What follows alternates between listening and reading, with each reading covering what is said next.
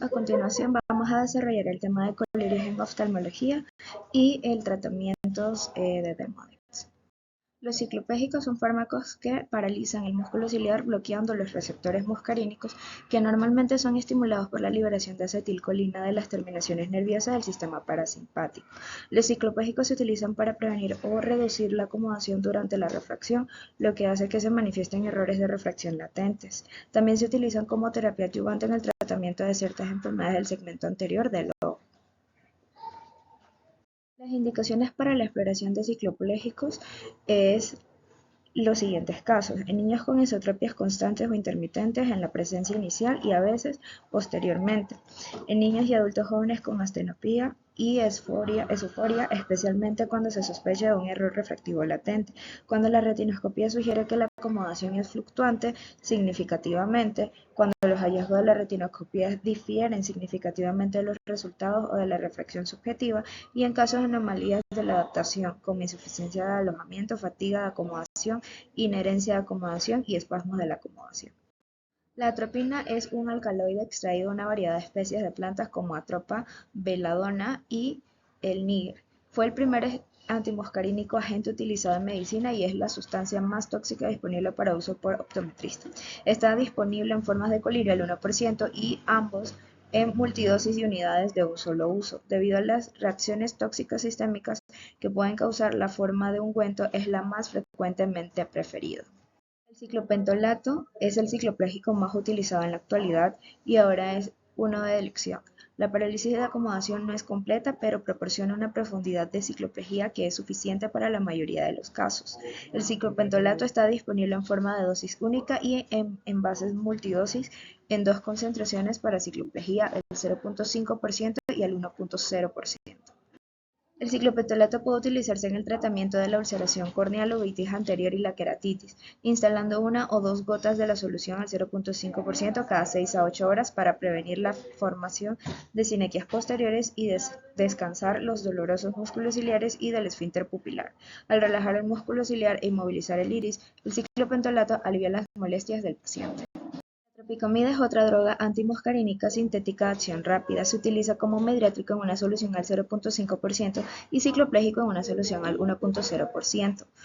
Se utiliza como midriático 2 gotas de la solución más débil instalada en el saco conjuntival, lo que va a producir una midriasis completa en unos 15 minutos. La pupila vuelve a la normalidad entre 8 a 9 horas si no se utiliza miótico para contrarrestar la dilatación pupilar. Para producir cicloplegia se instila entonces 2 gotas de la solución al 1% en el ojo, dejando un intervalo de 5 minutos entre cada gota. Los midriáticos dilatan la pupila para facilitar un examen más exhaustivo del fondo del ojo, la periferia del cristalino y el vítreo. Se utiliza principalmente en pacientes de edad avanzada, ya que las pupilas mayores suelen ser más pequeñas y las opacidades del cristalino y las condiciones anormales de la retina no son infrecuentes. Para el examen midriático tenemos aspiración residente de opacidades vítreas flotantes, disminución relativamente repentina de la agudeza visual, pérdida inexplicable del campo visual, dolor ocular inexplicable acompañado de aumento de la presión intraocular, enrojecimiento del ojo que no puede atribuirse a una infección alérgica o aumento de la presión intraocular después de una contusión para excluir la presencia de daño ocular, dificultad para observar el fondo de ojo, pacientes diabéticos anualmente como regla general, fotografías de fondo de ojo y mediciones de aberrometrías. En esta tabla se muestran los diferentes midriáticos que tenemos en disposición, que sería la atropina, la amatropina, los ciclopentolatos, las tropicamidas, la fenilefrina. El modo de acción, la mayoría son antimuscarínicos con excepción de la fenilefrina, que es simpático mimético. El tiempo de inicio de la midriasis, la duración, teniendo la atropina 7 días de duración, y también los efectos adversos. Los miméticos son fármacos que constriñen la pupila. En manos de optometristas se pueden utilizar para revertir la midriasis producida por fármacos como la fenilefrina y la tropicamida, pero debido a la corta duración de la acción, los midriáticos utilizados actualmente de los mióticos se emplean cada vez menos. En terapéutica, el uso principal de los mióticos es en el tratamiento del glaucoma primario de ángulo abierto. Sin embargo, su uso esta afección se ha reducido notablemente no solo por sus efectos secundarios indeseables, sino también por el evidente advenimiento de medicamentos más modernos. Indicaciones para el uso de mióticos. Es para reducir el peligro del cierre de ángulos, sin embargo introduce el peligro del bloqueo de la pupila y como se indicó anteriormente, todos los pacientes deben ser evaluados sus ángulos antes de instalar un midriático. Evita la fotofobia, especialmente en un día soleado y brillante, agilizar la devolución de los alojamientos, disminuir la presión intraocular. La pilocarpina obtenida de las hojas de Pilocarpus microphyllus y otras especies de Pilocarpus. La pilocarpina es un alcaloide líquido incoloro almibarado y soluble en agua. El clorhidrato de pilocarpina causa una meiosis que después de comenzar en aproximadamente 10 minutos es máxima dentro de media hora y disminuye gradualmente durante un periodo de 6 horas con una solución al 1%. Tenemos el carbachol, el cual se presenta en forma de cristales incoloros muy higroscópicos o un polvo cristalino blanco. Se utiliza en medicina general para producir motilidad del intestino en el hilo paralítico posterior y contracción de la vejiga en condiciones de obstrucción de retención urinaria. Sin embargo, es un fármaco parasimpático mimético de amonio cuaternario. Se utiliza como miótico en soluciones al 3% en el tratamiento de glaucoma y es una alternativa útil a la pilocarpina y otros mióticos cuando se ha desarrollado resistencia o intolerancia a nivel oftalmológico. El miochol o cloruro de acetilcolina más manitol está fabricado sintéticamente, es un polvo cristalino blanco muy higroscópico, muy soluble en agua. Es un potente agente parasimpático mimético, pero cuando se inyecta su acción es muy transitoria porque es rápidamente hidrolizado por la colinesterasa. Esta preparación se utiliza en la cirugía intraocular después de la extracción de catarata para constreñir la pupila en segundos. El cloruro de beta-nocol se presenta en forma de cristales higroscópicos blancos, un polvo cristalino soluble de 1 en 1 en agua. Tiene los mismos usos en medicina general que el carbachol. El betanecol se utiliza en una solución al 1% como miótico y al igual que el carbachol también necesita un agente humectante para ayudarle a penetrar a la córnea. El cloruro de metacolina se presenta en forma de cristales deliscuescentes, incoloros o blancos o un polvo cristalino blanco soluble en menos de una parte de agua. Tiene la acción muscarínica de la acetilcolina, pero es más estable y se utiliza en medicina general para terminar los ataques de taquicardia paroxística. Agentes bloqueantes alfa o antagonistas alfa 1. Son agentes principales de este grupo es el moxicilito, que es puramente un alfa bloqueante y tiene poca actividad beta bloqueante. Se han aislado muchos otros alfa bloqueantes como la tolazolina, la fentolamina y el ergotoxina, pero solo se utiliza moxicilita por vía oftálmica. Desafortunadamente ya no está disponible comercialmente, provoca miosis al relajar el músculo dilatador de la pupila. Su principal indicación es la reversión de la midriasis causada por agentes simpático-miméticos. El daprisazol, la recuperación pupilar fue más rápida tras la aplicación del miótico, al igual que el retorno de la acomodación.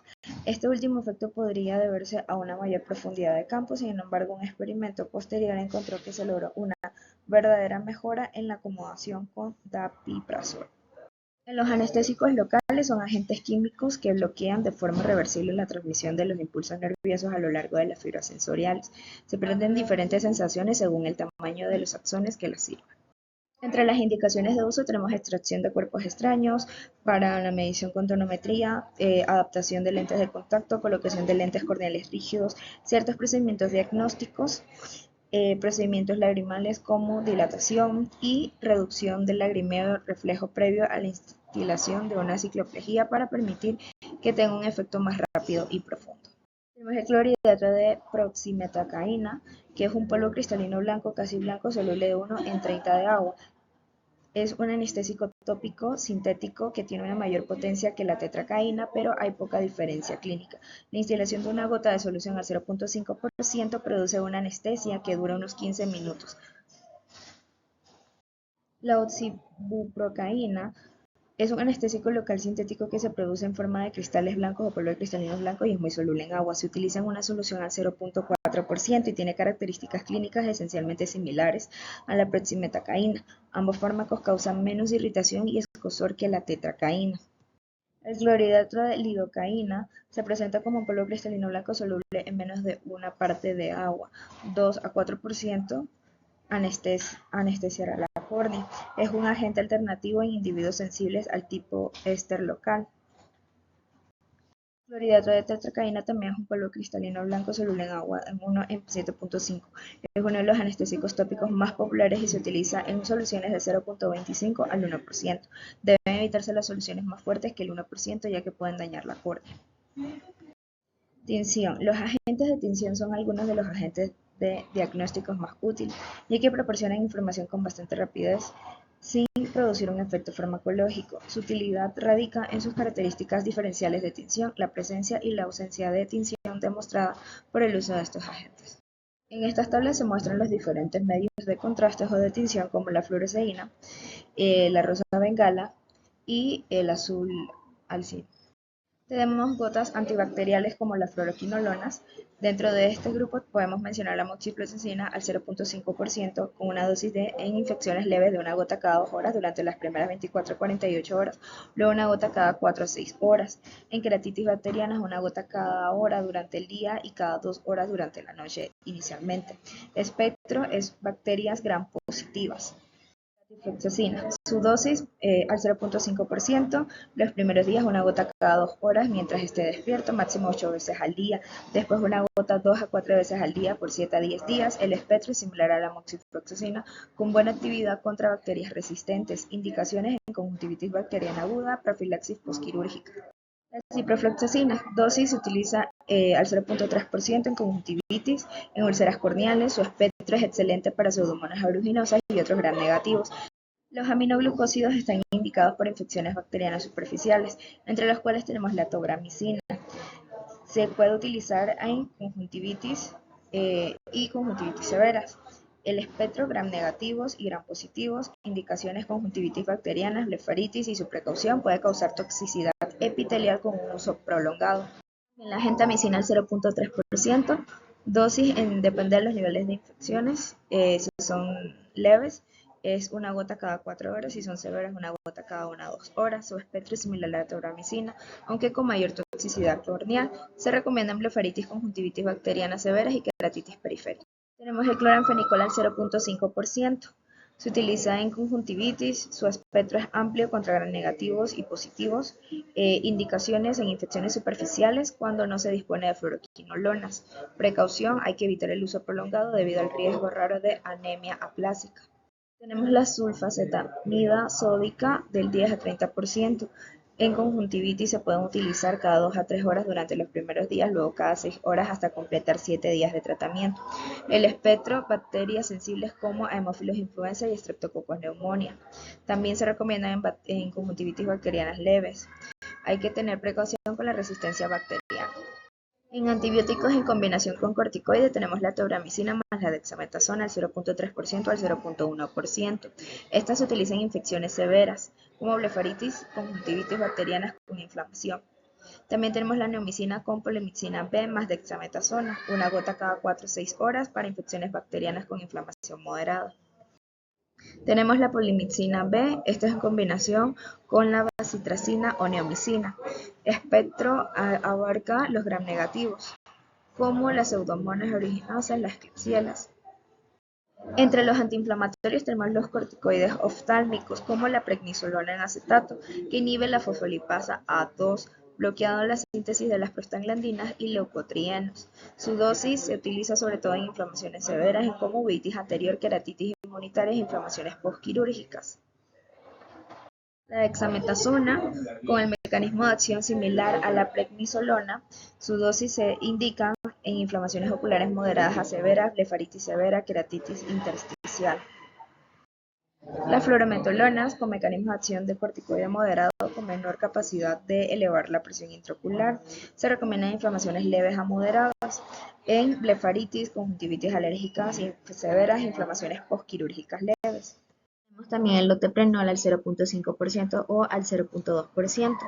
Su mecanismo de acción es un corticoide más suave, diseñado para ser metabolizado rápidamente, reduciendo efectos secundarios sistémicos y oculares. Se recomienda en conjuntivitis alérgicas severas, queratitis leves, inflamaciones oculares crónicas, en pacientes con riesgo de hipertensión ocular. Tenemos el rimexolona al 1%, que es similar a otros corticoides, pero con menor potencial para aumentar la presión intraocular. Se recomienda en uveitis anterior leves a moderadas, inflamaciones postquirúrgicas. Tenemos los AINES, que son los antiinflamatorios no esteroideos. Se utilizan para reducir inflamación leve a moderada y controlar el dolor ocular, entre los cuales podemos mencionar el ketorolaco, trometamina, de 0.4% al 0.5%. Tenemos también el diclofenaco al 0.1% con un mecanismo de acción que inhibe la ciclooxigenasa con efectos antiinflamatorios y analgésicos. El nepafenaco al 0.1% al 0.3% con un mecanismo de acción que es un profármaco que se convierte en anfenaco activo enzimáticamente en la córnea, inhibiendo la COX-2. El bromfenaco al 0.07% y al 0.09%. Con su mecanismo de acción inhibe selectivamente el COX-2, reduciendo la inflamación y el dolor. Hay que tener precaución con toxicidad epitelial, que suele ser raro. El flurbiprofeno, que tiene un mecanismo de acción que inhibe la síntesis de las prostaglandinas al bloquear la ciclooxigenasa, se recomienda postquirúrgico, y profilaxis de miosis quirúrgica durante las cirugías de catarata. Clasificación de las gotas de antiglaucoma. Tenemos los que son análogos de prostaglandinas, betabloqueadores, inhibidores de la anhidrasa carbónica, agonistas alfa-2 adrenérgicos, agentes colinérgicos y combinaciones de medicamentos. Entre los análogos de las prostaglandinas podemos mencionar el latanoprost. Este aumenta el drenaje del humor acuoso a través de la vía uveoscleral, indicado para glaucoma de ángulo abierto e hipertensión ocular. Tenemos también el travoprost al 0.004%, que es con un mecanismo de acción similar al latanoprost. Reduce la presión intraocular entre un 26 y un 30%. Tenemos el bimatroprost de 0.01% a 0.03%, con efecto adicional sobre también la vía trabecular. Se indica en glaucomas resistentes a otros tratamientos y reduce la PIO hasta un 33%.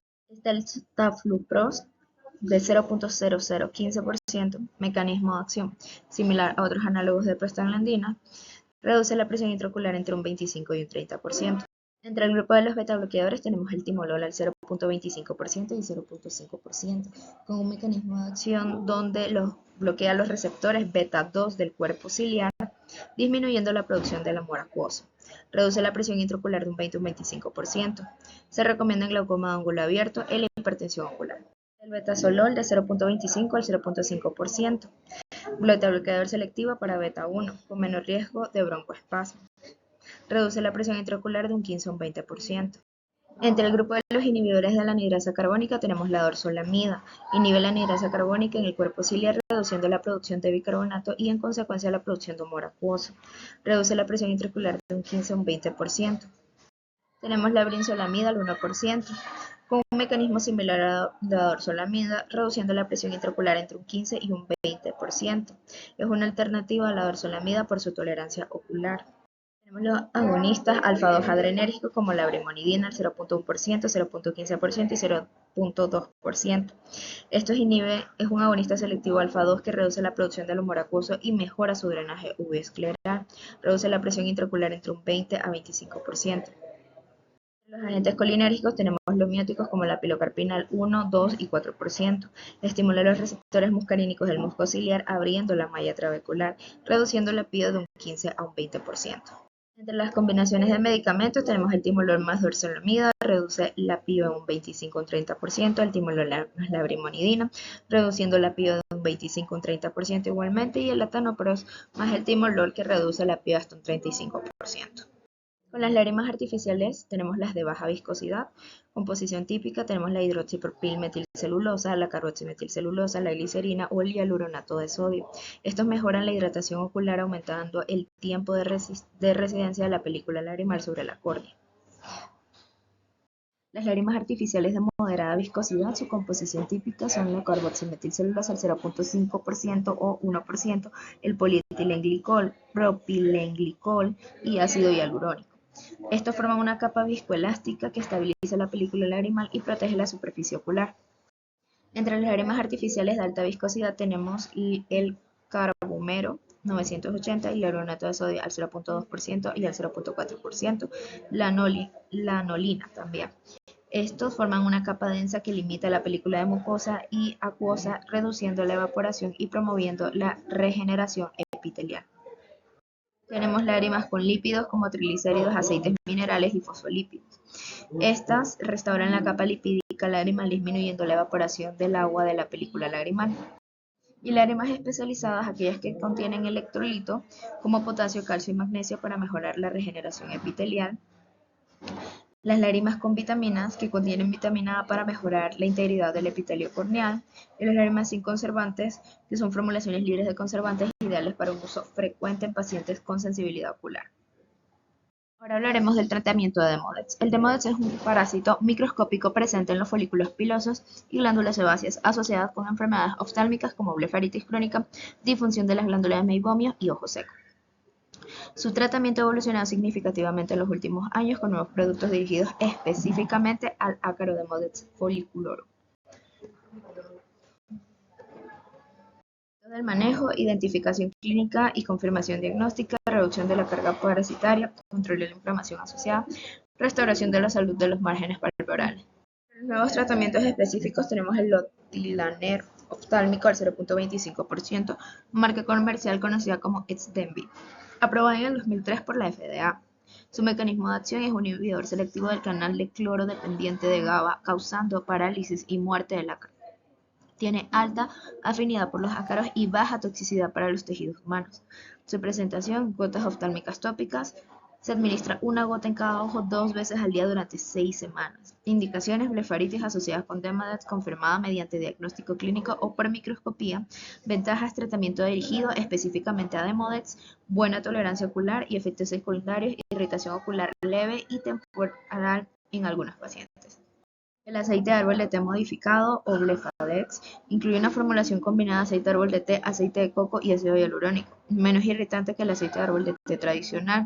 Sus usos van a ser toallitas limpiadoras o espumas aplicadas 1 a 2 veces al día en márgenes palpebrales. Tenemos terapias complementarias como la luz pulsada intensa o IPL. El mecanismo de acción va a ser una energía lumínica que genera calor localizado, reduciendo la carga de Demodex y estimulando la función de las glándulas de Meibomian. Se indica en difusión de glándulas de Meibomian asociadas a Demodex. Se hace a través de 3 a 4 sesiones espaciadas cada 2 a 3 semanas. Y tenemos la microexfoliación mecánica o BlefEx, que es un mecanismo de acción, va a ser una limpieza profesional del margen palpebral para eliminar collaretes y detritos asociados a Demodex. Indicaciones: blefaritis crónica y ojos seco evaporativos asociados a Demodex. Se debe realizar cada 3 a 6 meses dependiendo de la severidad.